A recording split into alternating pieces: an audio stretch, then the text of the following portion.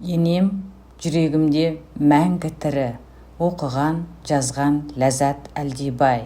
Мен тұрмысқа шыққанда небәрі 19 жаста едім. Арманшыл, жастықтың желесіп тұрған шағым. Педколледжді үздік бітіріп, Каспийде білімімді жалғастырып жүрген кезім. Талғат, болашақ жарым, сол оқу ордасындағы сері жігіттердің бірі, отбасының кенжесі. Екінші курста аяқтағанда тағдырдың жолымен сол үйдің табалдырығын аттадым. Ата-анамыз ерте өмірден озды. Ол кезде балалардың ең үлкендері ұлдар еді. Олар аяқтанып, отбасын құрып, бөлек шығып кеткен еді. Әжеміз бар. Мен болсам, әжемнің еркесі едім. 7 қыздың ішінде мен әжеме жақын болдым. Енем әулеттің үлкендері мен әжемнің алдынан өткен еді. Жетім қыз екен деп кемсітпей, аналық мейірімді дәлелдегенін ешқашан ұмытпаймын. Ауылдың үлкендері оны әйеке деп құрметтесе, мен ішімнен ғана анам деп атап кеттім. Ол кісінің мейірімі сөзбен жеткізгісіз. Не істегің келеді, соны істе қызым дейтін. Басқа келіндер енесінің алдында именсе, мен керісінше еркелеп жүретінмін. Велосипед теуіп, қайынсіңілдерінің арасында жайнаңдап жүргенім менің келін емес, сол үйдің қызы болып кеткенімнің белгісі шығар. Каникулға келсем, ауылдың апта дүкенінен ең әдемі көйлекті, енді бірде мықты етікті маған өлшемей-ақ тұп-тура алып қойып, өзі сүйсініп қарап отырушы еді. Мынау жарасымды екен ғой, деп мен сән салтанатыма өзі де қуанып жүретін. Біздің үйлену тойымызды Алматыда мейрамханада өткізді.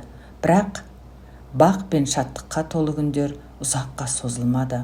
Бар болғаны 6 айдан кейін енемнің қан қысымы шарықтап өмірден өтті. Сол күні мен енемнің сүйегі жатқан бөлмедегі төсекке жатып қалыппын. Қорқынышты сезбей, тек жанында болғым келіп, анамның иісін жоғалтқым келмеген шығар. Қайғыдан қан жұтқан жолдасым менің батылдығыма таң қалыпты. Бірақ мен үшін бұл қоштасудың ең соңғы мүмкіндігі еді. Қазақ салтында әйел заты топырақ салмайды, бірақ мен қыздармен бірге қабірге барып, ұстап топырақ салдым. Сол күннен бастап оның қызындай болғанымның ақысын өтеп жатқандай сезіндім. Соңғы бір келгенімде маған тігін машинасын берді. Бұйырса керегіңе жарар деді. Ол жай ғана мүлік емес, мен үшін сағыныштың естелігі болды.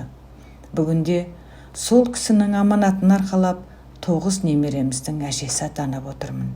Зейнеттегі күндерде өткенге көз салсам, менің ең үлкен бақытым сол әулетте мені шын жүрекпен қабылдаған, менің бала жүрегімді түсінген бір адам, ол менің енем дер едім. 43 жыл өтті. Өзім де енемнің жасына келдім. Бірақ сол енемде ер жүрек, мейірімді, дана ене бұл өмірде сирек қой. Қазір де Құран бағыштап отырғанда, өз ата-анамның қатарында сіз апа, деймін жүрегім елжіреп. Мен енемнің рухына мәңгі қарыздармын. Өмір бойы жетім қызды жатсынбай, аналық мейіріммен қабылдаған сол бір жан менің жүрегімде мәңгі тірі. Топырағыңыз торқа, жатқан жеріңіз жайлы, жаныңыз жанатта болсын апа. Фәни ғұмырыңыздағы игістеріңіз, бақи өміріңізде де сауабыңызға жазылсын. Жарқын бейнеңіз жүрегімнің төрінде мәңгі сақталады. Тыңдағандарыңызға рахмет.